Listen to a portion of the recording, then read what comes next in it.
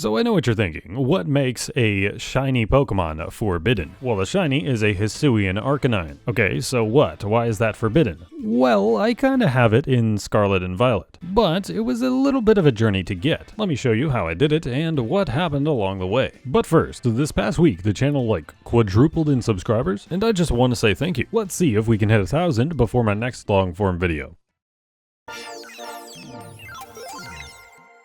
So we first need to establish, how do you even get these Pokemon in the first place? There are some Pokemon that you can only transfer into the game, but you can't actually find them in the game itself, such as the Hisuian forms from Legends Arceus, and other Pokemon that are only going to be available once Pokemon Home comes out. However, the files for the transfer-only Pokemon are already in the game, and they function perfectly normally if you can get one. So here's what happened. Some dude at some point hacked a Hisuian Growlithe into their game. Hacked Pokemon aren't allowed in online play, but it was found if you bring the Pokemon out of your boxes after you have joined a union circle, you can actually make a union circle with people, and they can breed eggs with your illegal Pokemon. So several generations of breeding later, I ended up in one of these union circles and got these Pokemon for myself. So yes, these Pokemon I ended up with were illegal, but I would do anything to see Rowlet early, goddanggit, and it was totally worth it. Look at that texture. Ooh, that's nice.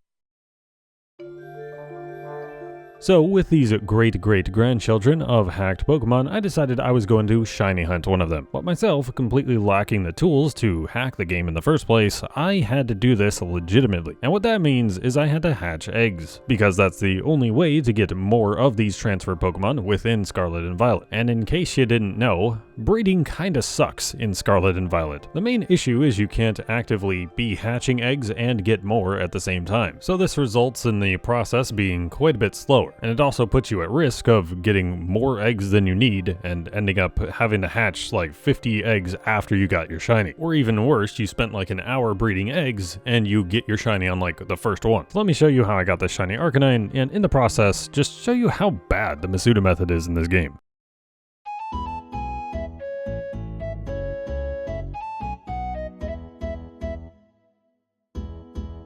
So I'm a little bit of a nerd when it comes to breeding IVs onto my Pokemon, even though it's really not worth the hassle in this game. But my first step was to get a Growlithe with a perfect defense IV, because that's the only stat my Masuda Ditto doesn't have. So I grabbed a handful of eggs, and within the first batch, I already had one. After that, I was able to use my Masuda Ditto and then occasionally replace the Growlithe with a better IV Growlithe. So at the start, I was doing about 15 minutes of an egg sandwich, followed by about 20 minutes or so of hatching. And I kid you not, I was not even able to hatch the first 5 eggs before finding a random shiny.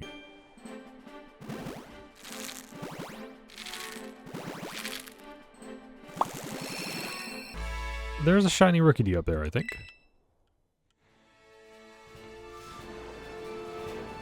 That is a shiny Rookidee. I mean, a Corviknight would look good in this. I didn't save. So, damn. Oh no. Oh no. Oh no. Oh no. Crit capture right now, yeah? Oh my god, I'm gonna accidentally kill it. There we go.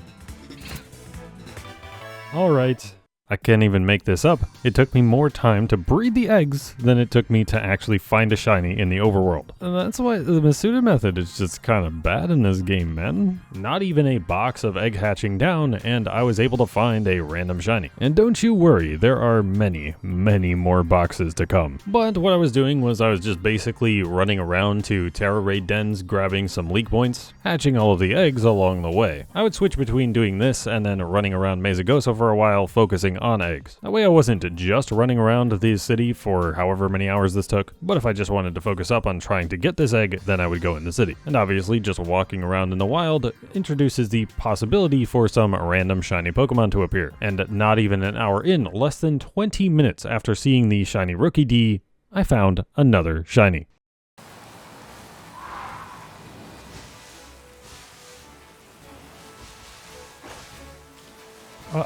Are you...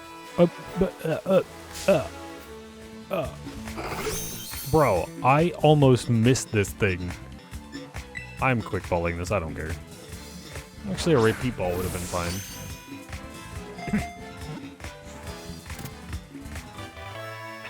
Like, I literally could not see its body from where I was positioned. The fact I even found it was kind of crazy. So I got a Meditite in this video and a Medicham in the Rowlet Only challenge. Maybe once Pokemon Home comes out, I'll unite them on the same save file. But my luck was calming down, and I didn't find the shiny Growlithe yet, and I was out of eggs. And how do you get more eggs? You just kind of wait with the egg power on. Here's something that's totally made up. If you teabag the ground next to the basket, you get eggs faster. Trust me. My dad works at Nintendo.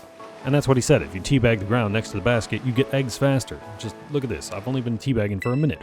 Bam, we already got an egg. Bam, we got 2 eggs. Bam, we got 3 eggs. Bam, we got 4 eggs. Bam, oh, no, okay. We got 4 eggs in like 1 minute. Teabagging the ground works. Maybe there is a little bit of truth to it, but honestly, I just got lucky there. But you'll never know until you try. But after about a half hour, it was back to hatching more eggs.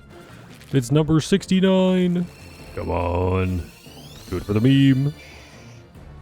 Disappointment. But other than that disappointment, the outing was quite uneventful. Something inside me told me this shiny was not going to come easily, so I decided to use 2 sandwiches to get a bunch of eggs stocked up for when I would hatch them the next day, having done about 4 hours of this on day 1. But surely I would get it the next day, right? Day 2. So for day 2, I started speedrunning the eggs in Mesagosa, having about 3.5 boxes to hatch. I'll spare you the details cause it was uneventful. When I had about a box left, I went out exploring, but I ended up back at the old egg basket again. Everyone's asleep.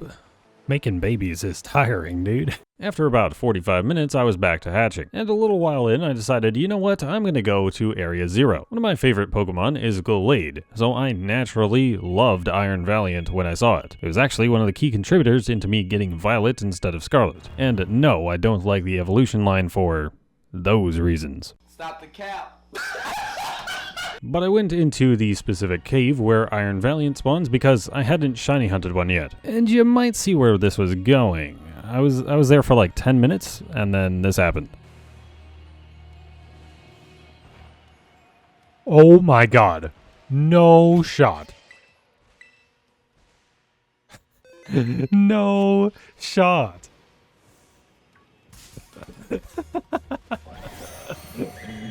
Are you serious, dude? I mean, this is why I came down here, but still, no shot. Oh god, I only have 176 HP. This is a Premier Ball. Or a Timer Ball. Surely it doesn't one-shot me, right? I'm pretty sure it's, what is it, full effectiveness after 8 turns? Boosted effectiveness after...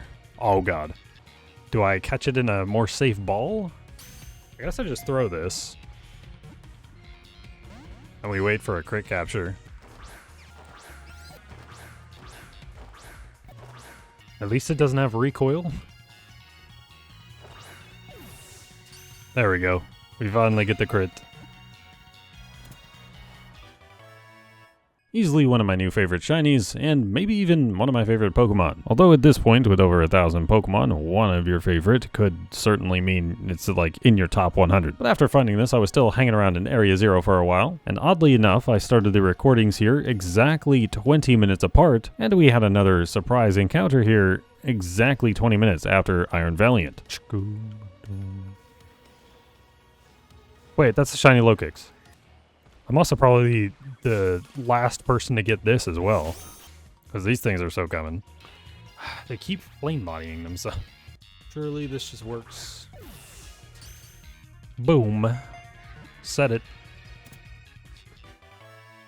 Not as exciting of a shiny, but a shiny nonetheless. But all the excitement kind of ended for a while, because these Growlithes, oh boy, were they being stubborn. I spent the next 3 hours hatching, then breeding, then hatching in Area 0, and just nothing happened. By now we were like, what, 300 eggs in? At this point, I had already found 3 6IV Growlithes, and just no shiny. So after another hour or so of breeding more eggs, I left Area 0 and went exploring.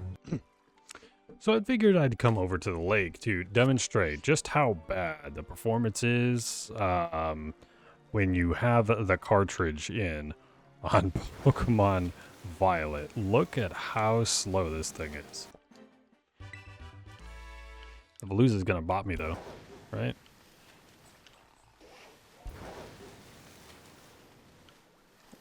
Oh, hitting a sick drift. Look at this frame rate, dude. So yeah, that terrible frame rate is a product of me having both Violet and the cartridge. Scarlet apparently has less lag, and the eShop version has less lag than the cartridge does. And apparently it crashes less often as well. I just wanted the cooler looking bike, but it really ended up hurting me. After that, I ran around Masuda for several hours, and nothing happened, and by this point it was time for me to go to bed, and overall I ended up about 500 eggs in by the end of day 2. But surely I would get it on day 3, right? Right? Please, dear God, tell me it's not going to be that bad. Day 3. So my history with hatching eggs is once I get to this point, I eventually end up giving up. I was about 15 hours into this at this point, having spent about an entire waking day on this. While it's not crazy in terms of a shiny hunt, this is, you know, kind of normal human attention span. If it takes longer than this, it just kind of ends up like, why am I here? Why am I doing this? But I was motivated. I wanted to do this at least once before Pokemon Home support actually came out. So on day 3, I got to hatching. And oh boy, was there a lot of hatching on day 3. I spent about an hour roaming Area 0 to no avail, before committing to just hatching everything in Mesagoza for the rest of the day. But you're probably there thinking, so you were 500 eggs in after day 2, I mean, surely you got it soon, right? Boy, I wish I did. I spent literally my entire day hatching eggs. Were there points I wanted to give up? Absolutely. Feel like everybody has some of those hunts, but there's something addicting about the nature of shiny hunting. All of the pain and anguish you might feel over a hunt for hours and hours and hours and hours. It all gets drowned out by that one fleeting moment of pure elation when you finally see that shine.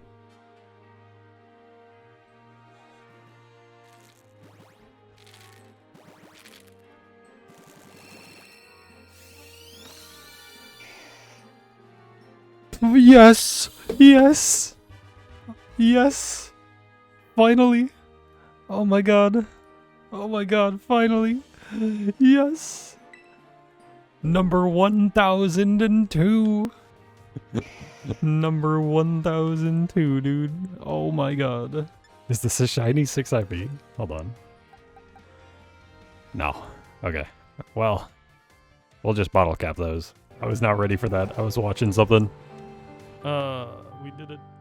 No matter how many eggs you've had, how many phases you've gone through, how many times you've clicked the A button mashing through the same text over and over again, when you see the shiny, it's worth it. Sometimes the longer hunts feel more special, and at this point they might feel more special than just randomly finding one. Unless it's one of your favorite shinies or favorite Pokemon, of course. And I would have to agree, I won't forget this hunt with this Growlithe for a while, but I definitely forgot about the shiny Hoppip I found at the start of day 2. I knew I would find one, dude. The imposter. This is a net ball, right? Nest ball. Or friend ball. Nah, this is a nest ball. Easy. Well, at least I don't have to worry about one spawning in and it flying away anymore. I forgot it so much, I forgot what Pokemon it even was. So maybe there is some merit to using the Masuda method these days, because maybe it takes longer, maybe it's less efficient than finding your shinies in the overworld, but there's something satisfying about witnessing every moment of that shiny Pokemon's life, from when it's born to when it grows up. And this shiny Hisuian Arcanine, I'm gonna remember him. Because this is when I got my shiny Iron Valiant, yeah!